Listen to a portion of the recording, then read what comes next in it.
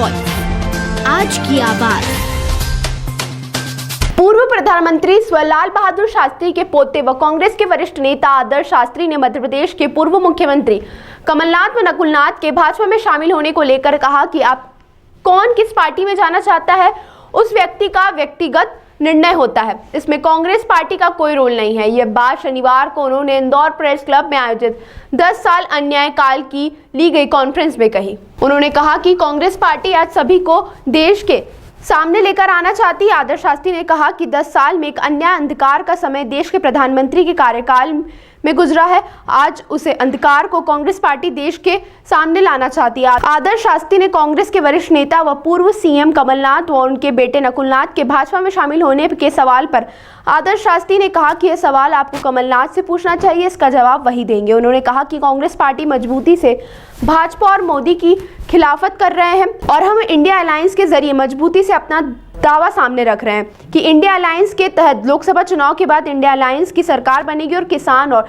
देश को इस अन्याय काल से मुक्ति मिलेगी। वहीं इंडिया अलायंस से जुड़े दलों के अलग अलग चुनाव लड़ने और बिखराव पर उन्होंने कहा कि जैसे जैसे लोकसभा चुनाव नजदीक आ रहे हैं सब जगह इंडिया अलायंस एक साथ मजबूती के साथ एक विकल्प लेकर आएगी। उन्होंने कहा कि कई बातों को देखने का नजरिया होता है। आदर्श शास्त्री ने कहा कि आपको यकीन से कहता हूं कि चाहे कांग्रेस पार्टी हो या इंडिया अलायंस, सब मजबूती से एकजुट होकर काम करेगी। हालांकि उन्होंने यह भी कहा कि उसमें कई चीजें एडजस्टमेंट करनी पड़ती है और उसका काम आला कमान और कांग्रेस पार्टी और अन्य दल कर रहा है और कांग्रेस पार्टी को भी यकीन है कि देश के सामने एकजुट होकर एक विकल्प मोदी के अन्याय काल के खिलाफ देश में लोगों के सामने आएगा। देखिए, ऐसा है कि अब कौन किस पार्टी में जाना चाहता है तो उसको तो कोई व्यक्तिगत निर्णय है, इसमें तो कांग्रेस पार्टी का इसमें कोई रोल नहीं। कांग्रेस पार्टी यहाँ पे आज ये पूरे देश को सामने रखना चाहती है कि किस तरह से 10 साल में एक अन्याय काल, एक अंधकार का समय देश जो है मोदी जी के प्रधानमंत्री काल में गुजरा है। उस अंधेरेपन को, उस अन्याय काल को आज देश के सामने रखना चाह रही है। हम यहाँ पे इस बारे में चर्चा करें। शर्मा ने स्वागत किया है कमलनाथ जी का, सर आप क्या समझते हैं कि मैं फिर बोल रहा हूँ, ये सवाल आप कमलनाथ जी से पूछें, इसका तो जवाब कांग्रेस पार्टी में हम लोग मजबूती से खिलाफत कर रहे हैं भारतीय जनता पार्टी और मोदी की, और ये पूरे यकीन से हम लोग इस दावे को सामने रख रहे हैं।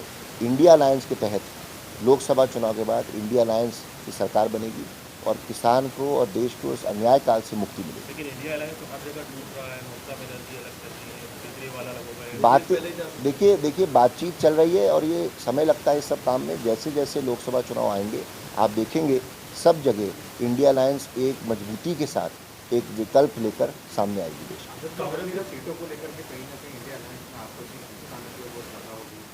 ऐसा बिल्कुल नहीं, मैं वही बता रहा हूँ। देखिए, ऐसा है, ये तो कई बार देखने का नज़रिया होता है।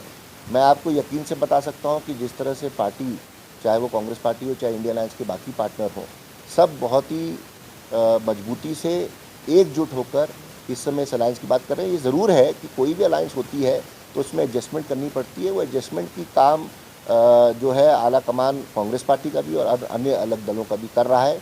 और मुझे पूरा यकीन है, कांग्रेस पार्टी को यकीन है कि देश के सामने एकजुट होकर एक विकल्प मोदी के इस अन्याय काल के खिलाफ सामने देश के लोगों के सामने आएगा। बीजेपी दावा करती 400 पार, 370 अकेले बीजेपी लाएगी। देखिए, अब ये तो बोलने को तो वो तो 400 बोले, 500 बोले, 370 बोले। सच्चाई ये है कि आज कहीं से भी इंडिया अलायंस के सामने हम लोगों को ये नज़र नहीं आ रहा है कि मोदी जी की दोबारा सरकार या भारतीय जनता पार्टी की दोबारा सरकार इस देश में बनेगी। क्या कारण मानते हैं इसका नज़र नहीं आ रहा? क्योंकि सच्चाई देश की जनता के सामने है।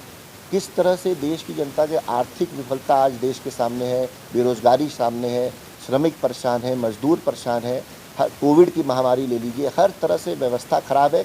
एक एडवर्टाइजिंग, एक मार्केटिंग भारतीय जनता पार्टी की चली आ रही है। और मैं भारतीय जनता पार्टी को याद दिलाना चाहूँगा कि यही 2004 का भी समय था जब इंडिया शाइनिंग कैंपेन चल रही थी, मगर उस समय देश के लोगों ने जवाब दिया और यूपीए की सरकार 2004 में बनी। उसी तरह से आप इस बार देखेंगे जो लोग त्रस्त हैं वो बात सामने निकल के आएगी ईवीएम और बैलेट बॉक्स के अंदर।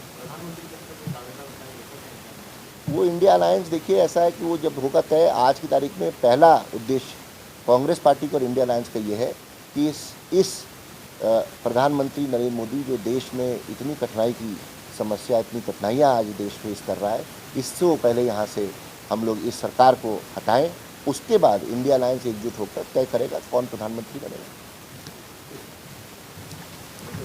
देखिए, उसमें ऐसा है कि स्वामीनाथन रिपोर्ट के उस समय अगर आप 2012-13 की भी बात करें, उस समय भी राहुल जी ने बोला था, और पहले भी जब इसकी तो 2004-06 में जब इसको सदन में रखा गया, उसके बाद उसकी एनालिसिस की गई, और उसके बाद कांग्रेस पार्टी ने ये उस समय तय किया था कि स्वामीनाथन रिपोर्ट को आगे चल के लागू किया जाएगा। इसमें एमएसपी और इसमें जो उत्पादन जो एग्रीकल्चर आउटपुट है उसको देख के इस रिपोर्ट को लागू किया जाएगा।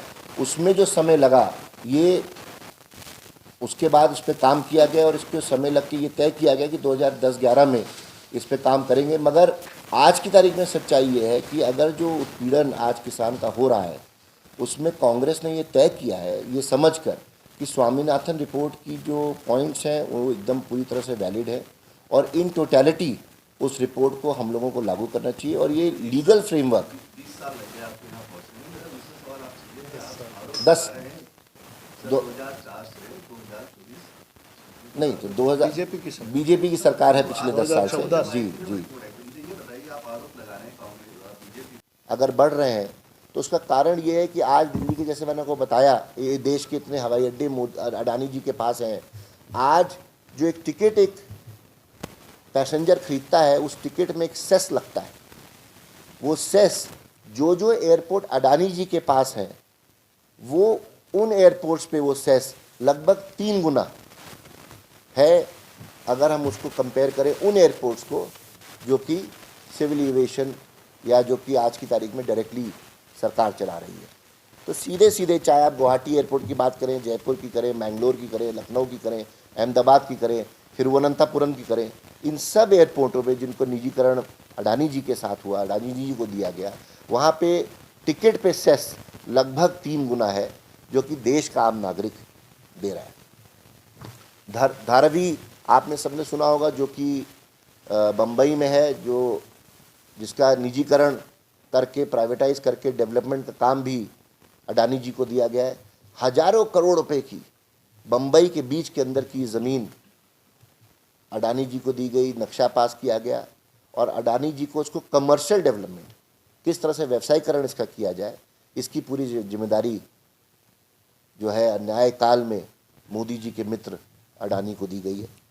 आप तुलना लगा सकते हैं कि किस तरह का पैसा उसमें से निकल के आएगा।